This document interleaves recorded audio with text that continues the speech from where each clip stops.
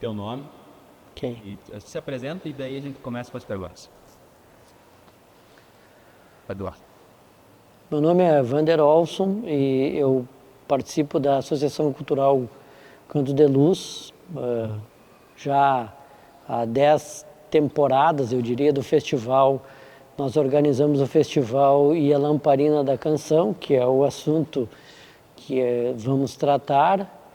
A Lamparina é um festival dentro do festival, e a ideia da Lamparina é exatamente incentivar as crianças de Ijuí, principalmente, a montarem a sua banda, a fomentarem essa parte do nativismo que é o gosto da música nativista desde a infância.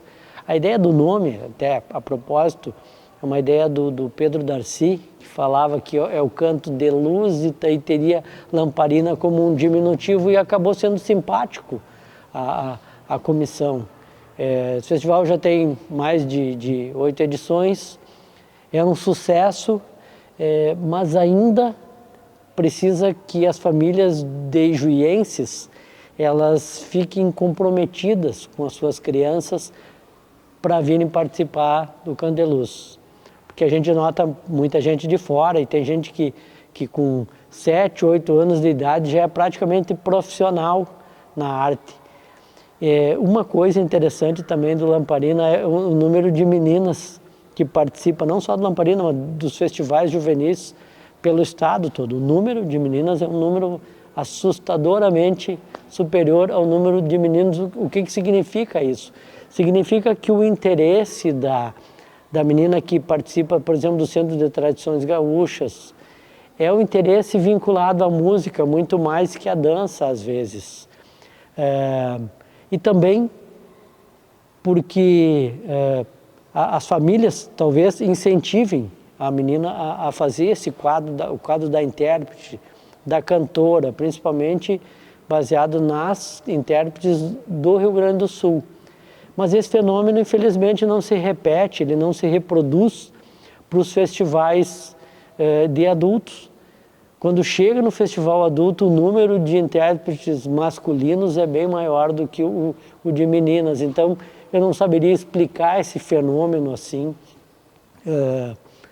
com profundidade, sem que se fizesse um estudo do porquê disso aí. E a Lamparina também, o Festival Infanto Juvenil de Ijuí, especificamente a Lamparina, ele remunera através da ajuda de custo, não pode ser usado esse nome, mas a título documental aí não vai ter importância nenhuma.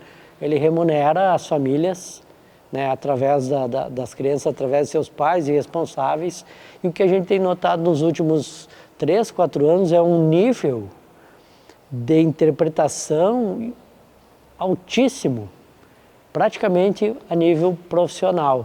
É uma felicidade muito grande que Ijuí tenha um festival juvenil com essa, eu diria, com essa lacuna, a lacuna de que as crianças locais participam pouco do festival. Era necessário que um número maior de crianças, de famílias, tivesse esse comprometimento ou tivesse esse direcionamento com o festival. Se chegasse nessa situação, seria o ideal.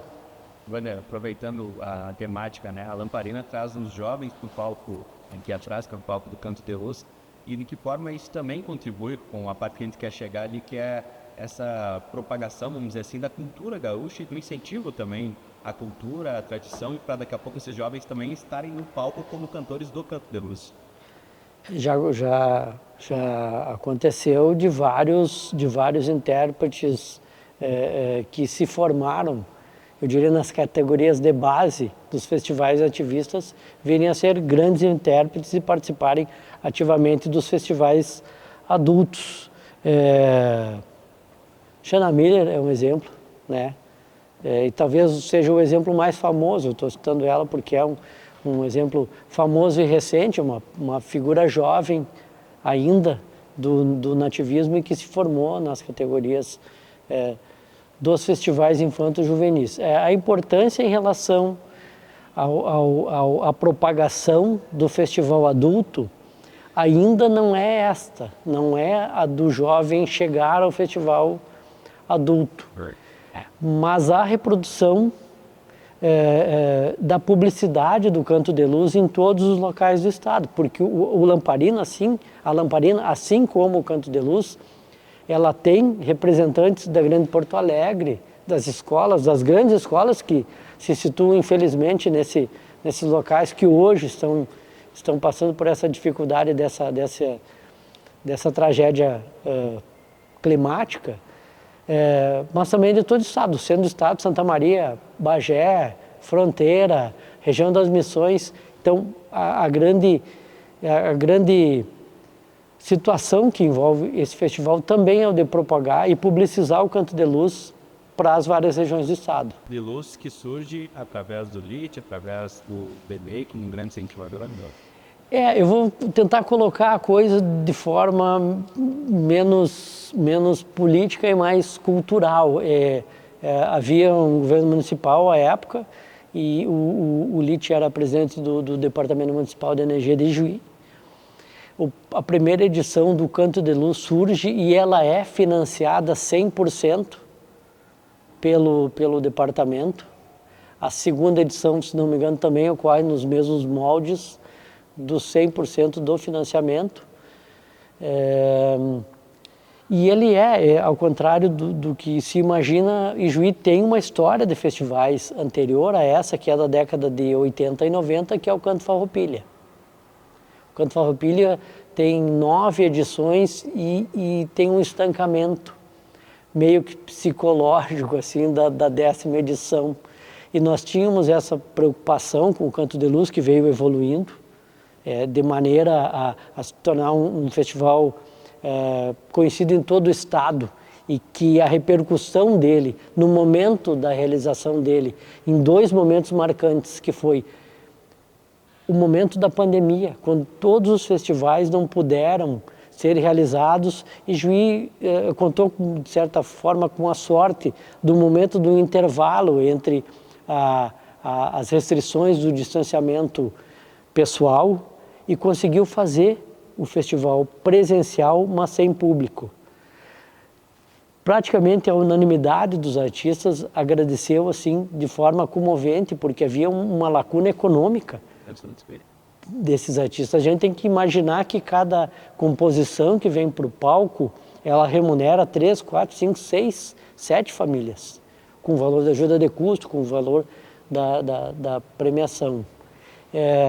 E depois o Canto de Luz ele passa também para outras administrações públicas que levam adiante o projeto de forma séria, porque ele acaba tomando um espaço cultural que Juí tinha uma lacuna lá do Canto Farroupilha, surge, ele é realizado praticamente todos os anos, com exceção de 2023, que aconteceu uma situação que acho que não cabe tratar aqui, da forma como o Conselho de Cultura tratou da repartição de verbas. Isso, de certa forma, fez com que o festival não conseguisse trazer ali que foi feito pela administração pública municipal em outro governo, em outra realidade, mas que todas as secretarias de cultura atuantes de Juí, elas adotaram a ideia do festival, e hoje o festival é praticamente uma obrigação pela exigência do público que vem aqui, que exige a realização do Canto de Luz todo ano. E não. Deixa eu parar. Eu também. Tu não mexe muito aí, cara, que senão eu acho que tem que parar de falar. Do Canto de Luz, né? Falou Vamos lá de novo, daí depois vocês fazem um corte que for. do surgimento e tal, mas ele é embasado em outros festivais. De onde que vem essa ideia inicial? Ou pode-se dizer que ele nasceu num pesqueiro também, que é aquele... Não, a ideia inicial e o formato de festivais, todo e qualquer festival nativista do Rio Grande do Sul, ele é baseado na célula máter, assim, que é a Califórnia da Canção. O molde, a premiação, a forma de classificação, a seleção musical, os dias de classificação, a noite final. Este é o modelo de festival que já havia no Brasil na década de 50 e 60, que eram festivais principalmente vinculados às grandes redes de televisão, no Brasil, do centro do país, né? A TV Record tinha um festival que era um festival que participou Roberto Carlos, participou Chico Buarque, Caetano Veloso, coisa inimaginável hoje em dia que os cantores de topo de lista de músicas tocadas participariam. Na época eram uma visibilidade muito grande. A Rede Globo na década de 80 com o MPB, Festival MPB, mas o modelo da Califórnia é um modelo formado a partir dos festivais da década de 50 e 60 das grandes redes de TV no Brasil, que faz uma seleção musical através da triagem, manda na época fita cassete, para quem não sabe o que é agora, pesquise. Hoje em dia em mídias digitais se faz uma triagem de várias músicas, 700, 800, 1000 músicas, para se chegar no número 30, 20, 18, alguma coisa nessa ordem, para que participem de 2 e 3 dias das classificatórias e depois se vá para uma final, concorrendo em igualdade aqui com músicas de uma fase regional e outras da fase local. A gente tem dois festivais dentro de um só. Um que agrega a fase local, que são músicos, intérpretes, compositores da fase local, que são residentes aqui ou naturais daqui, que depois na final se juntam e aí concorrem em igualdade. Mas, voltando à pergunta, qual é a base? Não é a base dos festivais costeiros. Os festivais costeiros, eles têm uma história e um formato diferente, porque é um laboratório um pouco mais lúdico, eu diria, daquilo que sai dos diálogos que se compõem na cultura costeira, tanto na Argentina, no Uruguai, quanto no Brasil. O festival mais famoso do Rio Grande do Sul é o Festival da Barranca de São Borja, que foi daí que surgiram os outros festivais de Barranca, os festivais costeiros de Juí. Os festivais nativistas, no geral, eles se reportam ao Festival Mãe, que é a Califórnia da Canção, lá de 1971. Mas o pesqueiro influencia no Canto de Luz através de 2 músicas que entram, como que é essa ligação entre eles? O pesqueiro, ele é admitido dentro do Canto de Luz com 2 músicas que vêm do festival sem participar de triagem, que são escolhidas pela comissão do Pesqueiro da Canção, e é uma ideia de parceria, uma ideia dos 2 festivais que acontecem em Juí, que são músicas nativistas, são músicas de temáticas que às vezes se confrontam e às vezes são sinonímias. Então, essa parceria acontece a partir do momento que vários dos integrantes e pessoas que ajudam, auxiliam, que são parte da associação e que formam o Canto de Luz são as mesmas lá que também ajudam, organizam e fazem a realização do pesqueiro.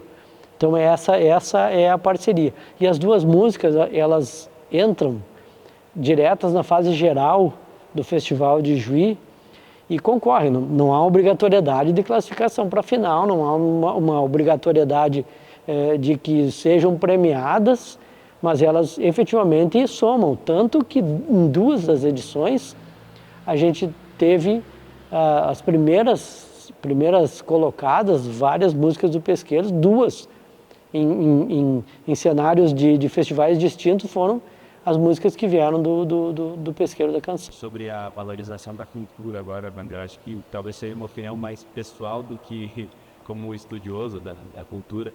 Mas, estudioso é bom. O modelo de festival como o Canto de Luz, ele é um fomentador da cultura, um instrumento de manutenção da cultura gaúcha? Olha, a gente precisaria de 4, 5 documentários para tratar disso. Mas vamos lá, vamos tentar fazer de uma forma sucinta.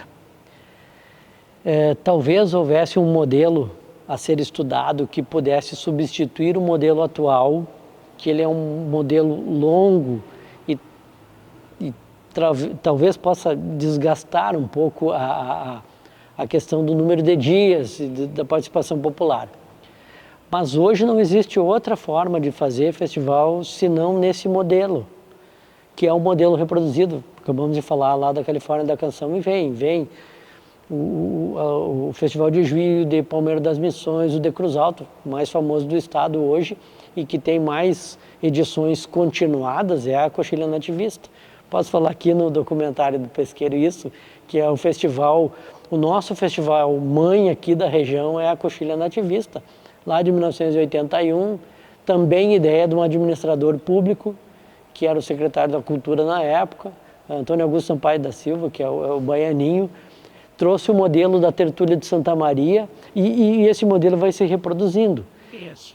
Quanto à propagação, sim, há uma mídia hoje toda dedicada aos festivais, sites, canais de YouTube, rádios que transmitem hoje praticamente nos canais de streaming que são vinculadas à cultura nativa e transmitem a sua programação diária é praticamente 24 horas de música tradicionalista, de programas vinculados ao nativismo e ao tradicionalismo e aos festivais nativistas. E o modelo não quero te induzir uma resposta, não é um modelo fechado, assim, que, por exemplo, o Musicanto, ele é aberto para MPB, para outras variedades. Não, mas o Canto de Luz, ele é um festival sul-americano. Ele é um festival sul-americano. A questão do alcance e do porquê das pessoas que são dos países do Cone Sul não participarem, isso aí a gente pode abrir um espaço de estudo que talvez seja o valor da ajuda de custo, porque o Musicanto tem essa diferenciação. Mas não é por isso que não há admissão de música dentro. Tanto que o Candeluz tem várias músicas em várias edições, desde a 4ª edição, que foi a edição que abriu para ele virar um festival sul-americano. Inclusive no regulamento do Candeluz tem que ele é de todos os países da Sul-América de língua espanhola. E o Brasil, que é o único que fala português no continente. Então tem, o ano passado, inclusive, teve 2 músicas, uma que foi premiada com a melhor melodia, que foi uma música argentina, trazida aqui da região de Misiones, de Oberá. Já tivemos participação de músicas de La Plata, já tivemos participação de música de Correntes, já tivemos 2, 3 participações de músicas vindas do Uruguai, inclusive premiadas dentro do Candeluz, e concorre à igualdade. Eu acho que a coisa toda do gênero musical e da gente tentar fazer uma separação, na minha opinião, e daí não é indução e resposta nenhuma, ela não é legal, porque nós nascemos de um universo único. A figura do gaúcho, ela não é uma figura rio-grandense, ela é uma figura argentina, ela é uma figura uruguaia, do sul do Paraguai, do Chaco. A gente é muito igual para ser diferente, para ter essa diferenciação. Eu até não admito, às vezes, um discurso de tronco missioneiro ou nós somos autênticos, porque essa autenticidade é uma autenticidade que vai ser mentirosa sempre. Se eu tenho multiplicidade, eu tenho autenticidade na multiplicidade. Voltando, só fazendo um parênteses, se a gente for pegar a primeira manifestação gaúcha de poesia, ela é lá do final de 1700, de um cidadão chamado Bartolomé Hidalgo, que é um uruguaio, que na falta de jornais e na falta de periódicos de fazer a notícia, ele inventava cielitos, que eram versos para agregar uma comunidade à outra sobre as notícias das guerras uruguaias, das revoluções que surgiram no festival em relação a isso. Da multiplicidade que, obviamente, cada local tem a sua personalidade, acho que podemos dizer assim, na questão da música. Então eu quero perguntar, na tua opinião, principalmente, né, na música nativista, quais seriam os pilares ou as bases para vir a se tornar, uma música nativista ser tão reconhecida a ponto de ter esses festivais hoje? Se pudesse trazer em adjetivos, numerar isso. Tá, não, eu posso. O primeiro ponto a ser lembrado aqui é o modelo cultural de orgulho cisplatino lá no Uruguai, de orgulho pampiano da Argentina e de orgulho gaúcho. Inclusive o Candeluz tem um prêmio que é sobre o orgulho gaúcho. E tem um sinônimo aberto, ele não é uma coisa fechada, é do ser gaúcho, que eu acho que o termo, o vocábulo aplicado mesmo à língua portuguesa é o ser gaúcho. O que é o ser gaúcho? Ele é só do Rio Grande, ele é só do Uruguai, só da Argentina? Não. E se eu tivesse que definir um ritmo, por exemplo, musical, e eu seria até execrado, por isso eu falaria da milonga. A primeira milonga a ser tocada no Rio Grande do Sul foi na década de 60. Hoje é o ritmo que impera nos festivais. Ele é um ritmo platino, ele é um ritmo de Buenos Aires, ele é um ritmo pampiano que viajou pelo mundo todo. Hoje a milonga ele é um dos elementos formadores da música flamenca. Mas como é que pode isso, né, tchê? Um troço lá da Espanha veio aqui, buscou elementos e assim como nós adquirimos com essa mistura, essa confusão, né, toda de convivência cultural, ritmos do flamenco, né?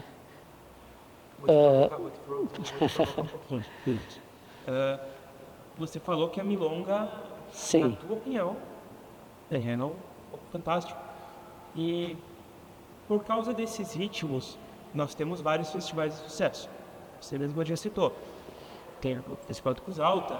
Esses festivais, eles seguem um modelo. Esse modelo que a gente acabou de tratar aqui. Exatamente. Eles seguem esse modelo. Você não acha que esses modelos, por serem modelos considerados modelos de sucesso, não podem, de certa forma, impedir o avanço de talvez uma criatividade, uma inovação, a competição por um modelo que já está aclamado, pode estar matando alguma coisa diferente? Que pode Eu sei, eu entendi a pergunta e eu devolvo ela com uma metáfora que é a fórmula do bolo. Quem tem a fórmula do bolo vai participar dos festivais, quem não tem a fórmula não vai. Se a pergunta é provocativa, a minha resposta é sim.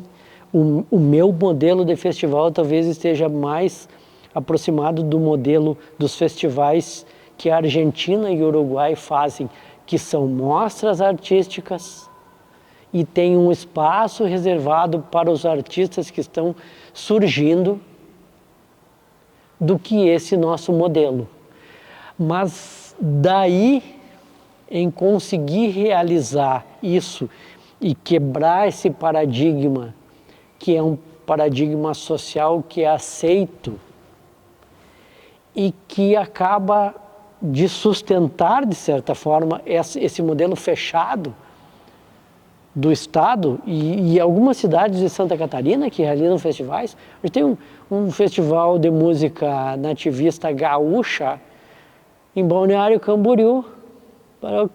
Balneário Camboriú é uma Cancún aí do Cone Sul. Tem gente de todo o Brasil com investimentos aí, enfim. Tem um festival tradicionalíssimo do ponto de vista da realização, tá mais de 30 edições, que é a Sapecada da Canção, que fica em Lages. E é um festival, talvez do ponto de vista de ritmos musicais, mais conservador, e eu não quero usar essa palavra com uma conotação e nem de forma pejorativa, mas a dimensão de ritmos ali, ela é mais tradicional do que os festivais do Rio Grande do Sul, que tem a sua certa abertura. A Califórnia teve a sua abertura. A Califórnia foi tão, eu diria, universal, que chegou a separar linha folclórica, linha de manifestação rio-grandense e linha campeira. Então, tudo isso aí, porque tem gente que acha que o Rio Grande do Sul é só campeiro, cara, tem Porto Alegre, tem a Cultural Pelotas, que antes da gente ser gente aqui, Pelotas já era um centro urbano cultural que trazia cultura europeia. E também tem as discussões dos instrumentos musicais. Que muita gente falou, mas vai colocar um piano na música nativista. Tchê, o piano antes de tudo. Não tinha violão, aqui já tinha piano. Não tinha acordeon, já tinha harmônicas, já tinha piano. O violino, cara, já tinha rabecas, já tinha alaúde antes com a imigração portuguesa e Ilhéu, né, que eram açorianos, tinha a viola foi praticamente extinta dos festivais nativistas do Rio Grande do Sul, e aqueles ritmos, aqueles ritmos antigos de festas populares açorianas são a base de tudo. Quebra isso a cultura missioneira, que muitos querem se apropriar dela, mas nós temos uma situação que eu até não sabia que a gente ia falar nisso, mas a gente, para falar de cultura missioneira, nós não podemos falar da década de 70. A gente tem que ir para o início do século. Em 1918, 19, com a figura até, uma figura pouco falada no Rio Grande do Sul, que é o Aureliano de Figueiredo Pinto, que já escrevia essa visão bucólica do campo, do gaúcho, do pampa, do cavalo, é dele. Por mais que ele tenha só sido publicado póstumamente, ele é o cara que deu o tom numa cultura de campo antes de qualquer pessoa, antes até do movimento tradicionalista da década de 40.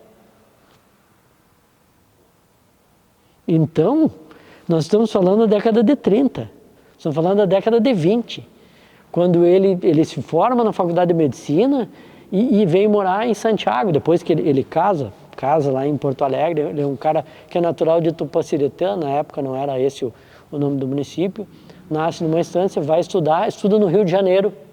Veja só, nós somos filho da poesia de um cara que estudou na Faculdade de Medicina no Rio de Janeiro, terminou seus estudos na Faculdade de Ciências de Porto Alegre, se formou em Medicina, tomou partido nas revoluções da década de 20 e 30 no Rio Grande do Sul e depois foi destacado como médico em Santiago do Boqueirão. De lá surge Temásticas, que o Noel Guarani acaba colocando melodias em cima delas, que são da década de 70, mas a gente está falando da década de 30, de 32, de 37. E antes falamos do Bartolomé Hidalgo de 1700, de 1808, quando a gente nem era nação ainda. Nós temos uma única obra do Aureliano que é Memórias da Estância e Querência. Não existe nada mais campeiro ou gaúcho que isso, Memórias de Estância e Querência. Isso é de antes de 59. Isso ele escreveu lá na década de 40, 30. Claro, foi publicado, porque ele não era uma pessoa que publicizava as suas obras, mas ele já estava lá em 20 e poucos, colaborando com revistas culturais de todo o país, revistas do Uruguai. Então, se fosse para nominar alguém que invocou a cultura gaúcha, nós temos que ir no Aureliano e antes dele ainda, na figura do João Simões Lopes Neto. Ninguém inventou esse troço agora na década de 80 e me desculpem quem acha que deva nominar alguma coisa assim. Mas há estudo suficiente, tanto no Brasil quanto na Argentina, para a gente se basear em figuras muito anteriores a qualquer um de nós. Nós somos só fruto desses estudos, desse esforço e de uma poesia elaborada, lírica, em relação ao campo, em relação à visão bucólica do campo, do cavalo. Tem uma obra do Memórias do Coronel Falcão, essa coisa do gaúcho, do agricultor, reclamar de banco e financiamento. Ele escreveu isso na década de 30, 40, o Aureliano. O que é que tem de novo na música, de uma maneira que vai fazer algo sarcástico com essa dívida do agricultor, do campo, levar no campo? Não tem nada de novo. Nada de novo. A gente é cria dessa cultura compartilhada. E por que o Aureliano não foi levado à edição? Porque havia uma cultura estadual de não acastelhanar a nossa cultura, que segundo muitos é pura mistura. Eu acho que esse é o fato, o ato relevante, que nós somos uma mistura de todas as ilusões mundiais, né? E depois vem a figura imigrantina ainda, com as harmônicas, com as gaitas, que isso é um movimento já posterior a tudo isso. E a tua visão sobre o futuro do nativismo, ela é mais apocalíptica ou otimista? Eu acho que a curto prazo ela é uma visão otimista. A médio prazo também seria. Eu não sei, eu não consigo ter uma visão muito longínqua disso, porque às vezes as manifestações culturais que dependem do financiamento público, elas sofrem com algumas situações que podem levá-las a não conseguir mais realizar. Assim como o Brasil investe pouco em pesquisa, sempre investiu, muito embora sejam bilhões que se gastem em pesquisa, é pouco perto de vários outros países civilizados. O movimento cultural, ele depende do mecenas. Ele sempre dependeu disso. Na Idade Média ele dependia do príncipe.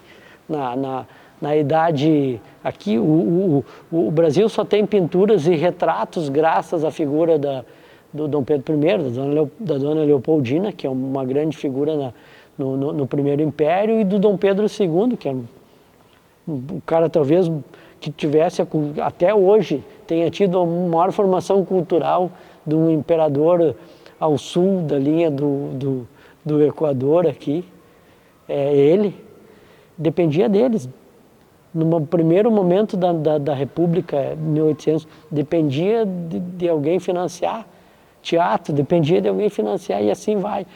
Mas, respondendo, a minha visão é sempre uma visão otimista, porque nós temos um modelo que consegue sustentar a cultura. Uma vez eu falava com um músico famoso, eu posso citar ele aqui, que tenho certeza que ele vai corroborar, que é o Samuca do acordeon, um cara que tocou em baile, tocou nos festivais nativistas e toca em qualquer lugar do mundo, para qualquer público e qualquer música. Ele falou assim, tem gente que não quer mudar, porque da forma como está, há o sustento dessa turma toda de música. E eu volto à receita do bolo. Quem tem a receita do bolo participa do festival. Eu estou me apropriando de uma locução aqui que o Vinícius Roque me falou há poucos dias. Quem tem a receita do bolo participa, e participa financeiramente e ativamente do movimento.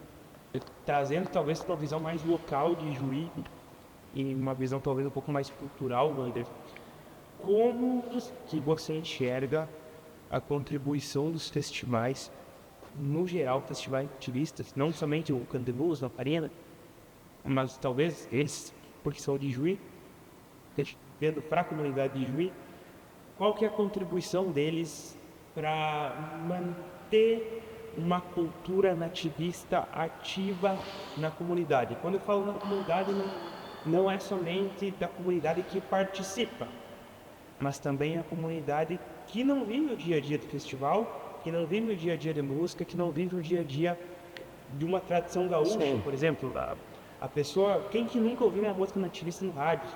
Quem que nunca ouviu algo relacionado à cultura nativista na região? Mas gostaria que você falasse o papel dos festivais para manter essa cultura acesa mesmo porque nunca. O movimento tradicionalista de Juí, então, sob essa ótica política que tem fundamentos para que eu fale aqui, ela vem e é reproduzida. O CTG Clube Farroupilha é um dos primeiros do estado, se não for o primeiro. A gente tem uma peleia em relação a isso, eu não tenho nada a ver com essa peleia de ser primeiro, segundo, é o 35 de Porto Alegre.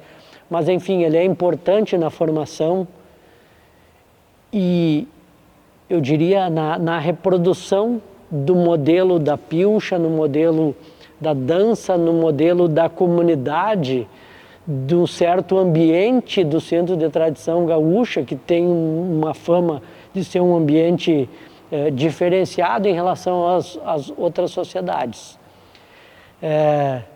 Tem fatos em Juí que são, por exemplo, do movimento imigrantino, que você não entrava de bota e bombacha em determinados clubes do interior que haviam uma predominância de um certo grupo imigrantino. Se alguém não sabia disso, acaba de saber. Ao mesmo tempo, o CTG também barrava a presença do ser humano, do elemento humano dentro das suas dependências, se não tivesse seguindo uma cartilha, que é uma cartilha de pilcha, lenço, guaiaca, bombacha, bota, e num determinado estilo, que é a regra ditada pela década de 40 lá, pelo Barbosa Lessa, pelo Paixão Cortes, que foram figuras importantíssimas, na minha opinião, do ponto de vista da pesquisa, de colocar o que nós temos hoje aqui. A pergunta em si, em relação especificamente a manter viva a cultura nativista, mesmo para aquele que não participa. E aí o exemplo do Canto de Luz, eu acho que ele é praticamente um exemplo de gabarito, porque eu pego um modelo de reprodução do público que vem aqui, que tem muita gente que nós conhecemos, que participa desde a primeira edição e vem, e não vai em outros festivais. Participa do Canto de Luz enquanto espectador, porque é daqui, porque adora aquele tipo de música, mas ele não vai e escuta nas emissoras de rádio o programa, ou que é diário, vespertino, ou matinal, bem matinal, aliás, para quem gosta de madrugar, né? Acho que o Aureliano de Figueiredo Pinto gostava de madrugar. Ou o dominical, aquele que é o programa tradicional, é importante. Não há outra forma de você fazer música nova. Mas há uma ausência, isso é uma questão meio que entristece, da ausência de músicas nos festivais, no geral, nos festivais modernos, que acabam virando clássicos. Os nossos clássicos de música nativistas, eles estão lá na década de 80, esse é o limite, desde 71 a 80, 90, e param por aí. Por quê? Número de festivais, número de músicas, a falta de divulgação, a forma como os festivais tratam a imprensa. A gente cansou de ouvir elogios aqui, porque Juí remunera, convida, a cadeira para sentar, uma cadeira confortável, a tecnologia aplicada à transmissão do festival, o cabo da internet, é quase que um modelo que não é reproduzido em lugar nenhum, mas os festivais tradicionais, eles continuam sendo mais famosos. Nós temos um paradoxo dentro do paradoxo, que é: eu trato bem todo mundo, mas existem coisas mais tradicionais e eu nem quero. Eu não tenho como competir, por exemplo, com a repercussão cultural de outros festivais que já estão aí há 30, 40 anos. Mas eu tenho uma pretensão, o Festival de Juiz sempre teve uma pretensão de fazer frente, de ser importante dentro do cenário regional e até nacional. A gente já teve participações de Minas Gerais, de São Paulo. Então, se o modelo é aberto, e o modelo é sul-americano, e nós falamos antes, num diálogo anterior, que vários músicos aqui do Cone Sul participaram, nós também tivemos gente de Minas, São Paulo, Rio, que mandaram música, às vezes. Foram ao palco e as músicas foram aplaudidas pelo público distinto, que tem sim um traço distintivo, o público de Juí especificamente, e falando da comunidade local. Todo mundo fica de olho na letra, todo mundo fica estudando a letra, o público que entra aqui, pega o livreto, que hoje quase não se faz mais o livreto, são edições digitais, ele cuida daquele livreto, cuida da letra, analisa, ele é um comentarista em si, é um crítico, não ganhou música tal, por que estão ganhando música tal? Tu vê, o pessoal se manifestou na música tal. Então a importância é essa, a importância é que há uma turma que vem sempre, é uma turma nova a cada ano, que ouve falar por essa turma que vem sempre é uma turma que eu diria, se moderniza em relação aí, e as crianças e as famílias das crianças que vêm assistir o Lamparina, e é uma coisa, dificilmente hoje você tem uma criança que fique sentada ali, né, no momento, é um agito total, geral, né, aquela coisa de criança, aquela energia. Nas visitas à Lamparina, essas crianças ficam contemplativas, vendo as outras do festival cantar na mesma idade. É uma criança da mesma idade que está cantando no palco e eu estou aqui assistindo.